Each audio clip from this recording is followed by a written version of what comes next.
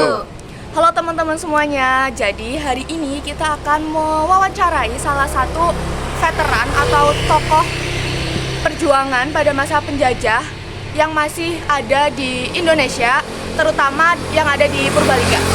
Yuk simak videonya. Dan perlu diketahui bahwa veteran itu ada dua macam. Satu veteran perintis kemerdekaan, yang kedua veteran pembela kemerdekaan. Yang perintis kemerdekaan adalah veteran tahun 45 yang dulu itu kita merebut kemerdekaan dari Belanda dan Jepang. Kemudian setelah itu veteran pembela kemerdekaan, yaitu untuk membela kolom negara. Dia mengenai veteran itu ya, veteran pembela kemerdekaan, termasuk saya juga veteran pembela kemerdekaan. Mengalami perang apa ya Pak? Sekitar tahun berapa perangnya? Perang? Kalau veteran saya yang dua kali veteran ya, yang pertama tahun 62 itu tahun veteran Trikora, kemudian tahun 75 veteran Seroja, yaitu Timur Timur. Tahun 75 itu ya. Kalau yang Trikora itu melawan Belanda, kalau yang 75 itu melawan Portugis.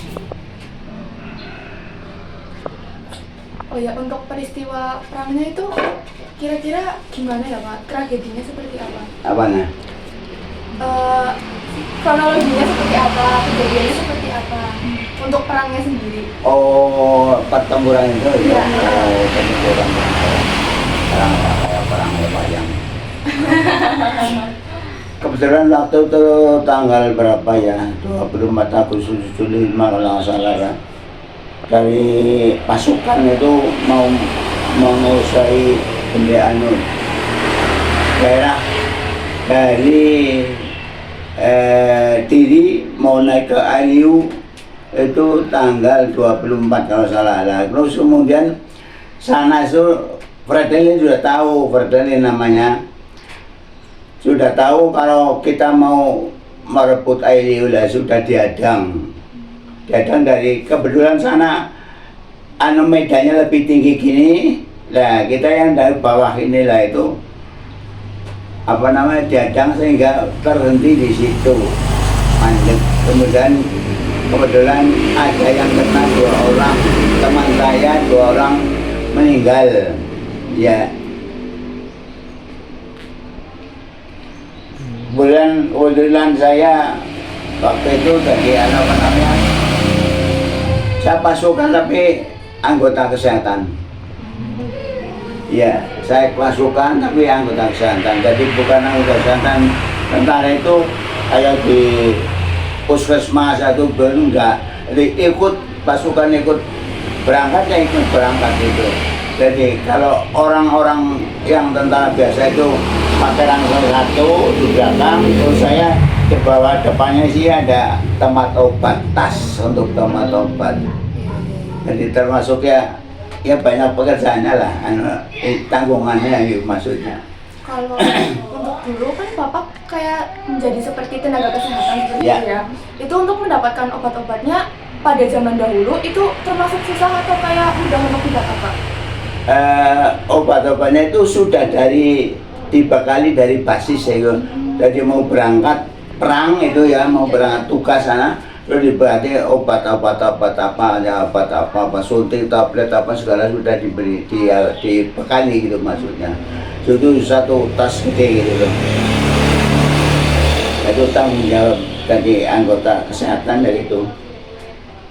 Itu berarti untuk Bapak sendiri menjadi tenaga kesehatan itu kayak dipilih mungkin dari atasannya atau memang kayak sukarela untuk menjadi tenaga kesehatan? Saya ditunjuk untuk sekolah. Tahun 77 sampai 83 tahun saya terus sekolah perawat. Udah punya anak 4 terus sekolah tentara itu. Khusus kesehatan seperti itu ya Pak? Iya, di rumah sakit Dr. Sono Magelang.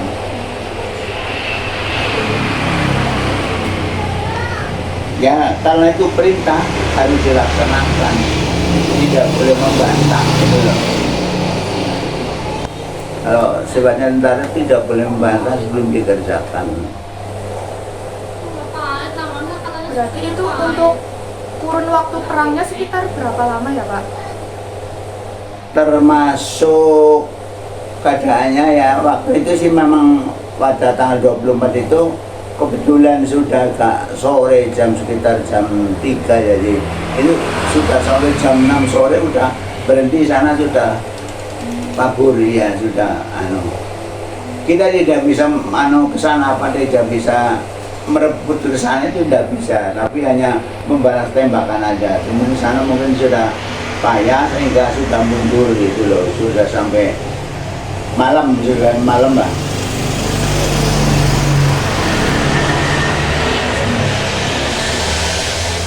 Untuk lokasi perangnya sendiri itu di mana ya Pak?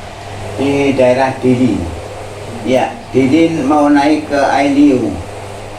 Ya, maksudnya mau merebut Ailiu gitu loh, mau merebut Ailiu, tapi sudah dihadang dulu oleh Fredelin gitu.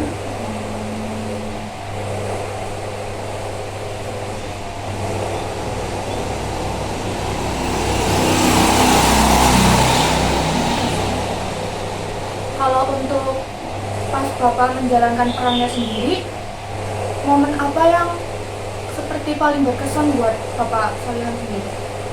Yang paling diingat? Yang paling diingat waktu itu waktu teman saya kena itu, saya kasihan itu, saya ingin menangis ya. Ya gimana sih yang tugas itu, keluarganya tinggal, anak istrinya ditinggal, dia sendiri meninggal kan, yang di rumah gimana, saya ikut, kasihan itu, berbesmili gitu. Tuh, 2 orang yang kena, satu kena kepalanya sini, satu kena di dadanya sini. Berarti untuk, mohon maaf, kayak seperti mayatnya itu langsung dikuburkan di daerah situ atau dibawa pulang ke kampungnya sendiri? Waktu itu sebelum ada pertujuan itu masih dikubur di daerah Dili sana, ya, di kuburan Dili sana. Lupa kubur namanya apa.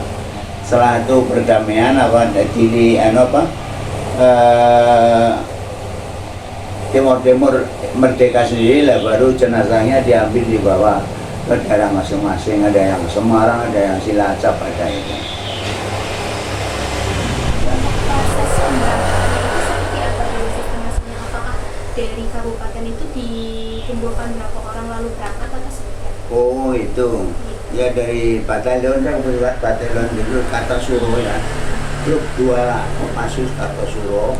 Jadi sebelum diberangkatkan tugas itu biasanya 2 bulan atau sebulan sebelumnya itu latihan biasa untuk istilah pemanasan gitulah. Ya ada olahraga, ada gerak jalan, ada apa kala itu biasanya gitu pun, dan pada hari hanya diberangkat ke sana. Kemudian waktu itu berangkatnya dengan pesawat turun di Kupang. Dari Kupang terus langsung ke Tambuwal, itu di situ istilahnya beristirahat dulu sebentar, kemudian ada istilah instrumen yang informan yang masuk ke sana untuk mencari kekuatan musuh itu di mana gitu masuk. Kalau Atambua itu masih di daerah Indonesia. Berarti pada saat Bapak berangkat perang itu kondisinya sudah mempunyai keluarga dan sudah mempunyai Oh anak-anak. sudah. Itu reaksi keluarga Bapak dan anak-anak Bapak itu seperti Di apa? asrama. Reaksinya, berarti untuk keluarga Bapak itu di asrama? Di asrama.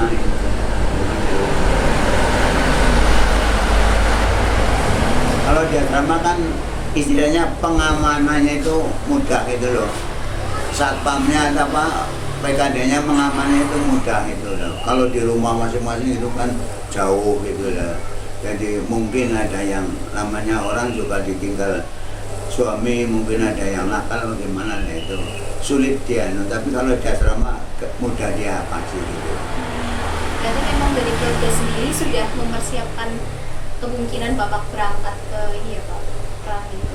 Iya, iya. Jadi kalau misalnya ada perintah dari Jakarta, berangkatkan tanggal sekian lah, itu sebelumnya itu sudah ada latihan dulu gitu lah, bukan latihan ya padahal latihan gerak, latihan apa olahraga apa, kemudian latihan menembak. Itu biasanya begitu mesti. Kalau akan tugas mesti latihannya gitu. Untuk Bapak sendiri, ketika di medan perang itu perasaannya seperti apa Pak? Seperti apa Pak? Misalkan kan seperti yang kita ketahui ya, biasanya itu film-film sejarah menunjukkan kondisi perangnya itu sangat menyeramkan ya Pak. Iya. Menembak itu apakah seperti yang digambarkan di film-film itu sih? Ya manusiawi ya, mesti takut. Iya benar.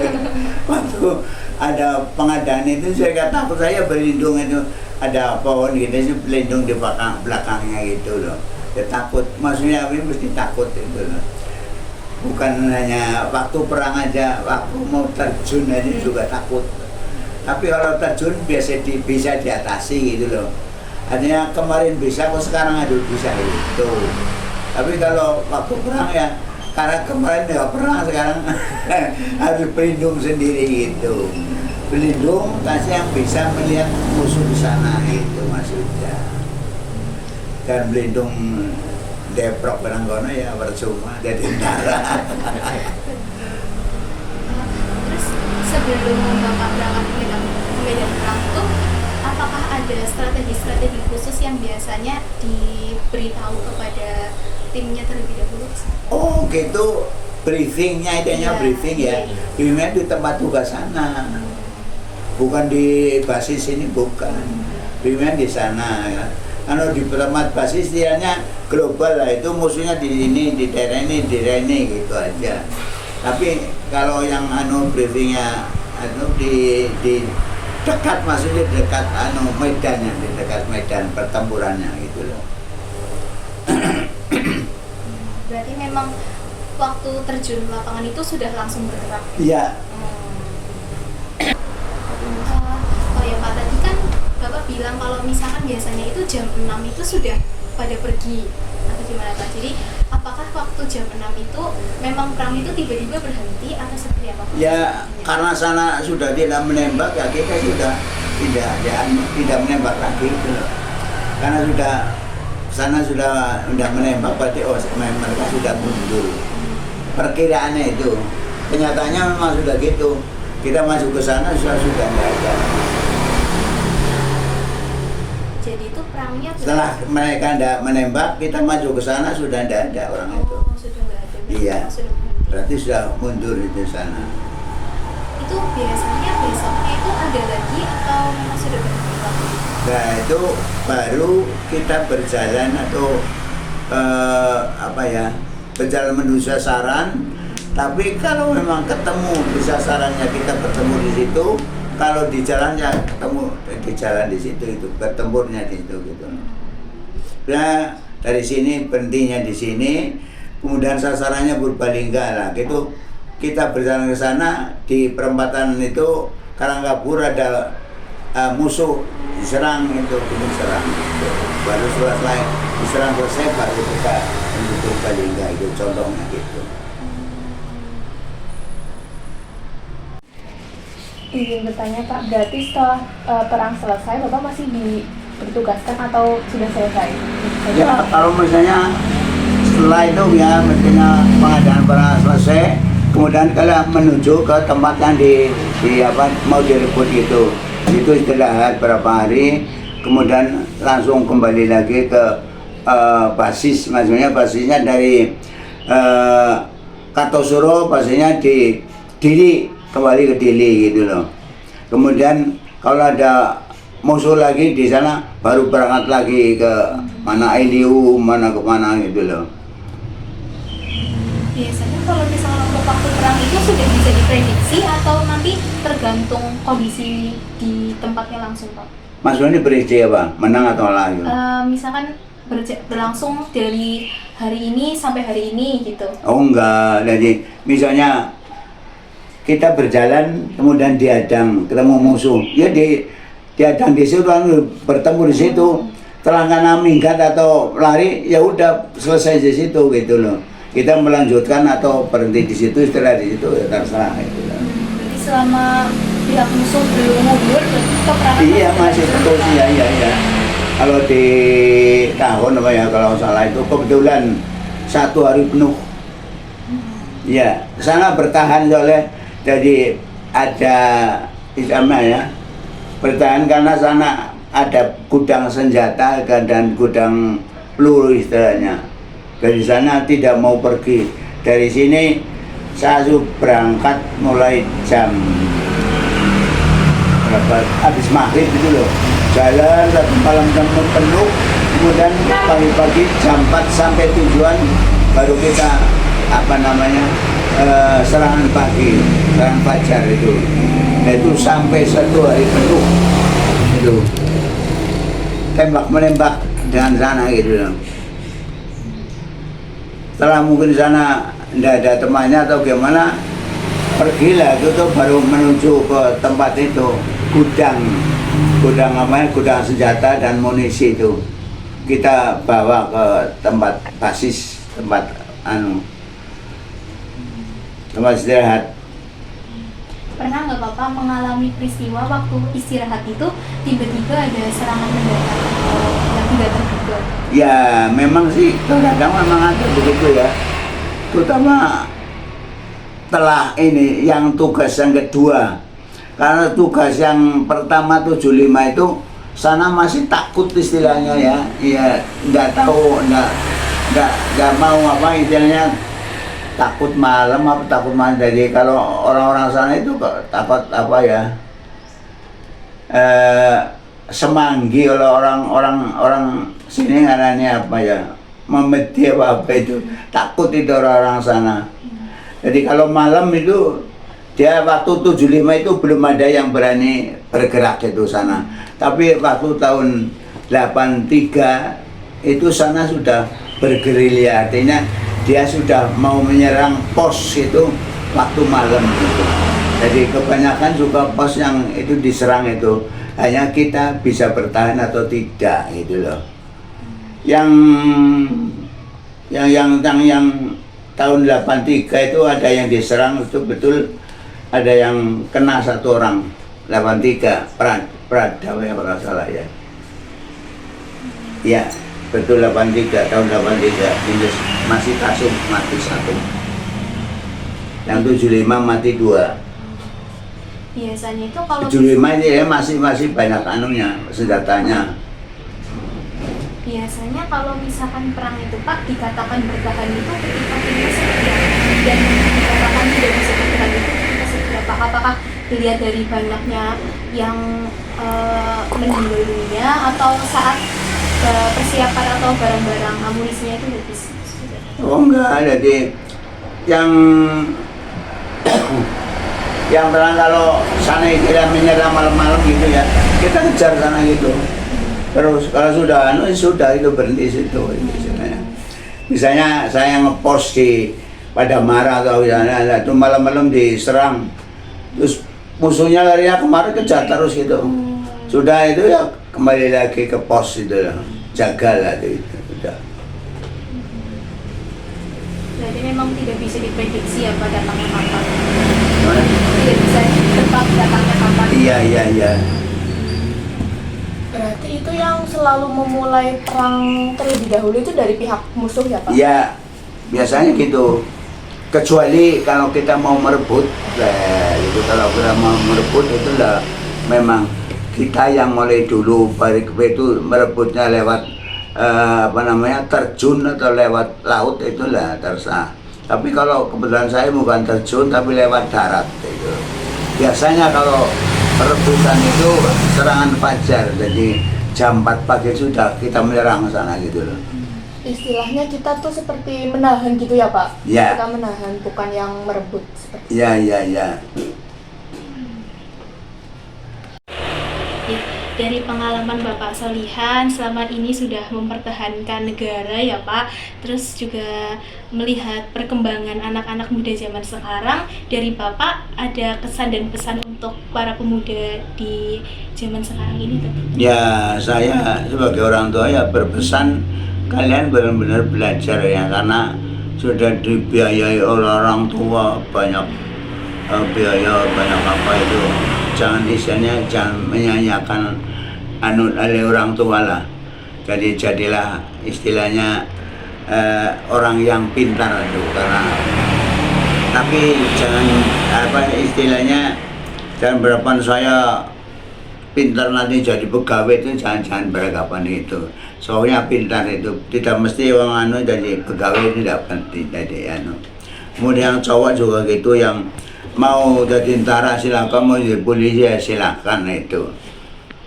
Tidak mengharuskan, tidak yang penting istilahnya jangan menyanyiakan dari orang tua anak pak biaya dari orang tua itu, kasihan.